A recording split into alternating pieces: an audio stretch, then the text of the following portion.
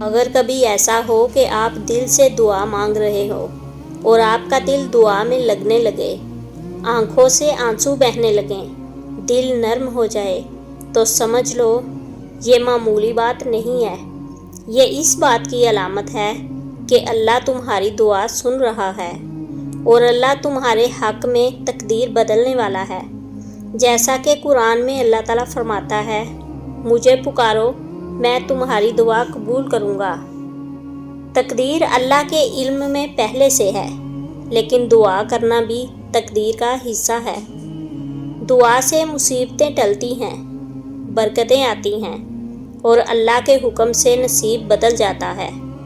نبی کریم صلی اللہ علیہ وآلہ وسلم نے فرمایا، تقدیر دعا کو بھی بدل دیتی ہے، تو کبھی دعا مانگتے ہوئے تھکنا نہیں، مایوس نہ ہونا۔ جب دل دعا میں لگے، سمجھ لو کہ اللہ تمہیں قریب کر رہا ہے۔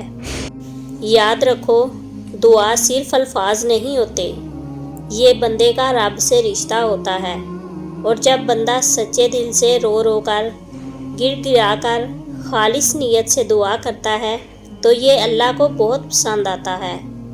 ہم صرف اللہ سے مانگتے ہیں، کسی ولی، قبر یا بزرگ کو نہیں پکارتے، کیونکہ قرآن کہتا ہے، ہم صرف تیری ہی عبادت کرتے ہیں اور تجھ ہی سے مدد مانگتے ہیں۔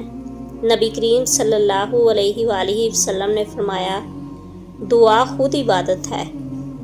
اس کا مطلب یہ ہے کہ جب تم دعا کرتے ہو تو تم عبادت کر رہے ہوتے ہو، اور جس کی عبادت اللہ کو پسند آ جائے، اللہ اس کی تقدیر کیوں نہیں بدلتا؟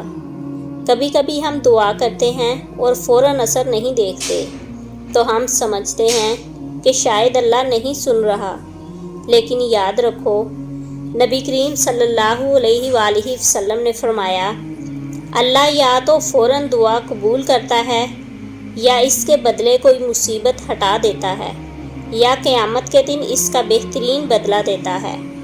تو دعا کبھی ضائع نہیں جاتی، تم بس مانگتے رہو، اور جب تمہیں لگے کہ دعا میں مزہ آ رہا ہے، دل لگ رہا ہے، تو سمجھ لو اللہ تمہیں قریب کر رہا ہے، تمہاری تقدیر میں روشنی آنے والی ہے انشاءاللہ۔ اللہ رب العالمین کو بندے کی عاجزی بہت پسند ہے۔ جب ایک بندہ سجدے میں گر کر روتا ہے، دعا مانگتا ہے، تو وہ دراصل اللہ کی ربوبیت کو تسلیم کر رہا ہوتا ہے، اور یہی وہ وقت ہوتا ہے جب اللہ کی رحمت جوش میں آ جاتی ہے۔ نبی کریم صلی اللہ علیہ وآلہ وسلم نے فرمایا، بندہ جب سجدے میں ہوتا ہے تو اللہ سے سب سے زیادہ قریب ہوتا ہے، بس زیادہ سے زیادہ دعا کیا کرو۔ یاد رکھو، ہم تقدیر پر ایمان رکھتے ہیں، لیکن دعا کرنا بھی خود تقدیر کا حصہ ہے۔ دعا تقدیر کو بدل سکتی ہے، اور یہ نہ سوچو کہ میرا گناہ بہت بڑا ہے، اللہ شاید نہیں سنے گا۔ نہیں، اللہ کی رحمت ہر چیز سے زیادہ ہے، جیسا کہ قرآن میں آتا ہے، اے میرے بندو، جنہوں نے اپنی جانوں پر زیادتی کی، اللہ کی رحمت سے نا امید نہ ہو۔ اللہ گناہ گار کی بھی دعا سن لیتا ہے جب وہ سچے دل سے دعا کرتا ہے۔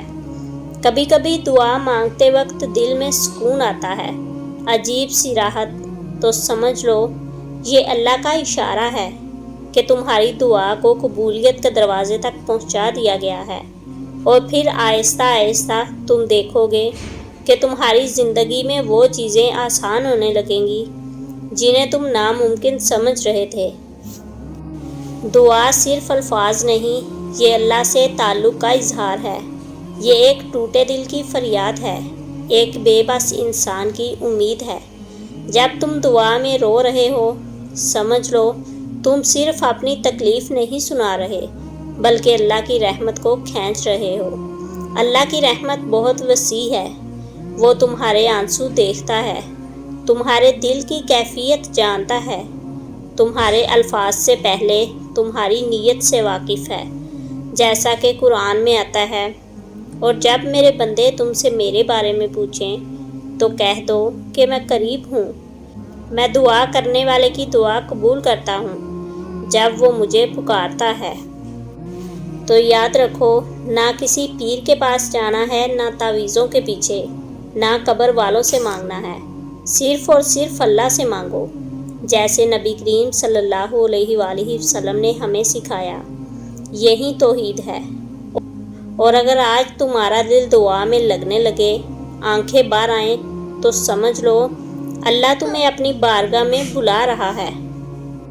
تمہاری تقدیر بدلنے والی ہے۔ تمہاری راتیں سجدوں سے اور دن امید سے روشن ہونے والا ہے۔ دعا کو اپنی زندگی کا ہتھیار بنا لو، سجدوں کو اپنی طاقت بنا لو اور اللہ کو اپنا سب کچھ بنا لو۔ یاد رکھو، تقدیر وہی بدلتی ہے جسے اللہ خود دعا کے لیے چن لیتا ہے۔